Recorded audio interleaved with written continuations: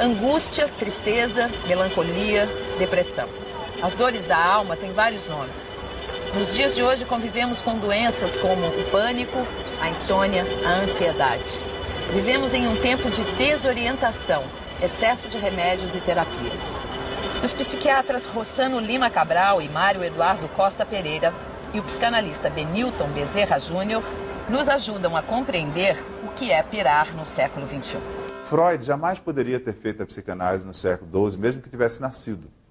Porque o caldo de cultura, o tipo de experiência humana com o qual ele se ia deparar, era completamente outro.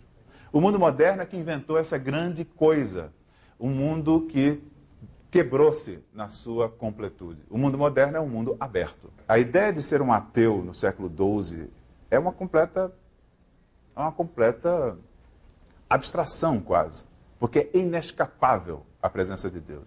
Muito diferente de hoje em dia, onde crer em Deus ou não crer em Deus se tornou uma opção individual, onde ser católico, mas de vez em quando ir lá no Pai de Santo, jogar uns búzios e tal, é perfeitamente aceitável, né? Esse tipo de experiência, perfeitamente comum hoje em dia, é impossível no universo tradicional pré-moderno. Por quê? Porque o universo tradicional pré-moderno, anterior à modernidade, é um mundo basicamente fechado. Se você nasce servo, você será servo, mesmo que enriqueça. Se você é um nobre, você será nobre porque o sangue é azul, mesmo que seja falido. Se você é um escravo, será escravo, mesmo que você ganhe dinheiro, etc. e tal. É a marca de nascimento que determina a sua identidade. O lugar onde você nasce, a língua que você fala, a religião a qual você pertence, não a religião que você escolheu, porque escolher uma religião no século XII é quase uma experiência impensável. Quem já entrou numa catedral medieval sabe o que é isso.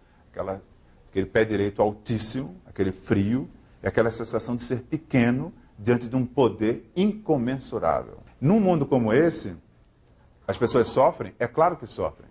As pessoas se veem às voltas com dores que não conseguem dar conta? É claro que sim.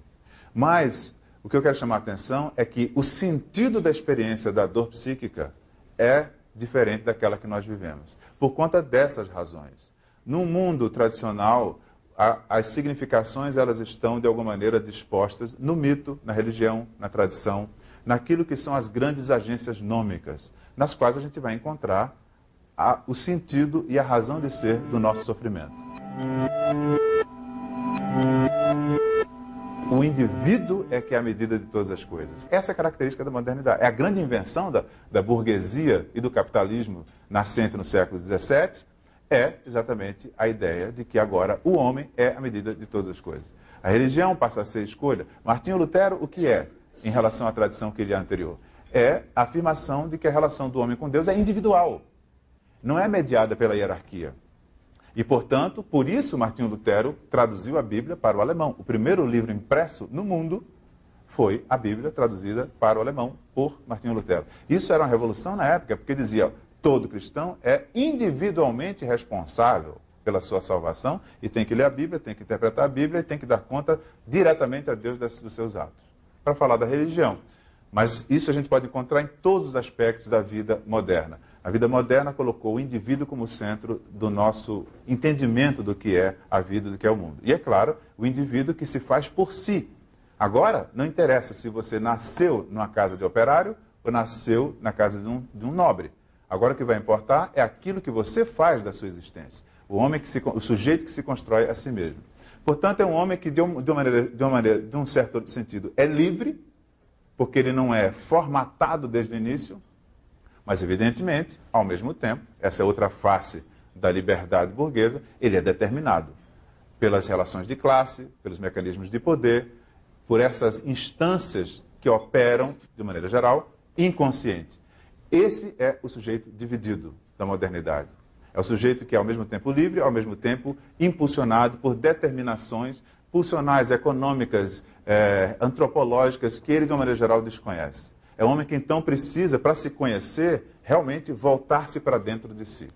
É como se, até a modernidade, o olho do homem olhasse sempre para fora, e a modernidade inventou essa coisa de que, para a gente saber quem eu sou, eu não olho mais para a terra onde eu nasci, a língua que eu falo, a igreja que eu pertenço, eu olho para dentro de mim. A ideia de que a verdade de cada um é no interior de cada um que existe é uma invenção do individualismo e, sobretudo, do individualismo moderno. É isso que criou o sujeito freudiano, o sujeito dividido, o sujeito que se autocria, o romantismo de um lado, a paixão de cada um, o iluminismo de outro, a razão de todos nós, né? O ideário burguês, a construção da literatura, que só surge na modernidade, porque é só aí que você tem um tipo de sensibilidade na qual aquilo que um outro é capaz de discorrer sobre si, sobre o mundo, me interessa. Me interessa por quê? Porque a realidade do mundo, as significações do mundo não estão dadas de maneira chapada pela cultura, pelo mito, pela religião. Agora é uma matéria de exploração individual. Nem sempre a angústia se colocava como fenômeno humano tal como se coloca hoje. Se a gente tomar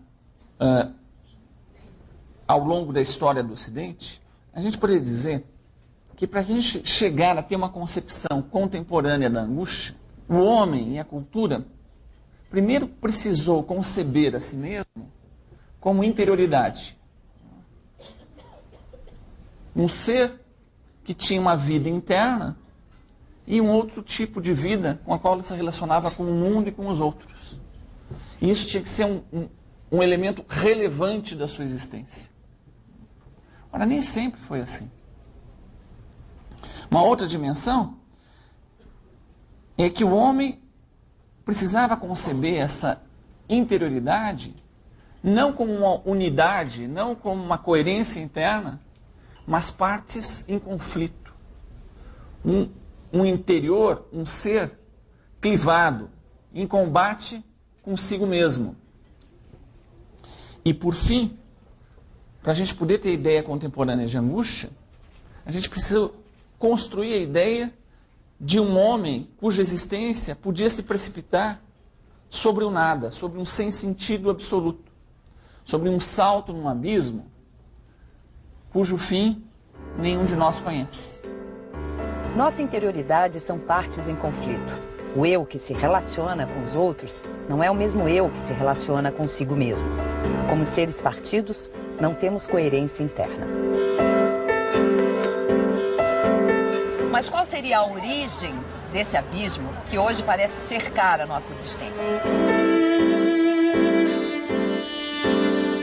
A primeira coisa é essa ideia do apagamento do simbólico. O que significa isso? A fragmentação do simbólico. Significa que hoje em dia a gente não tem mais nenhuma grande metanarrativa que organize a nossa existência de maneira inequívoca. Mesmo a religião. Quem é religioso hoje não se vê submetido de maneira inexorável aos ditames da sua religião. Se eu sou judeu, posso perfeitamente ser budista. Se eu sou católico, posso perfeitamente discordar do Papa, cuja palavra é infalível pelo dogma, mas eu posso discordar dele em relação a vários pontos. Em relação a padres casarem, em relação a aborto, em relação a células-tronco, etc. e tal. E isso em nada fere a minha convicção de que eu sou católico. Isso só é possível hoje em dia, onde eu me arvoro o direito e a possibilidade de legislar sobre aquilo que é matéria que antes era matéria exclusiva das autoridades eclesiásticas. É o individualismo levado a um extremo bastante grande. Hoje, praticamente, tudo virou matéria de escolha, para o bem e para o mal. É claro que isso, se de um lado tornou cada um de nós um pouco mais livres, nós somos hoje livres para fazer o que quer que a gente queira. Ninguém aqui, hoje,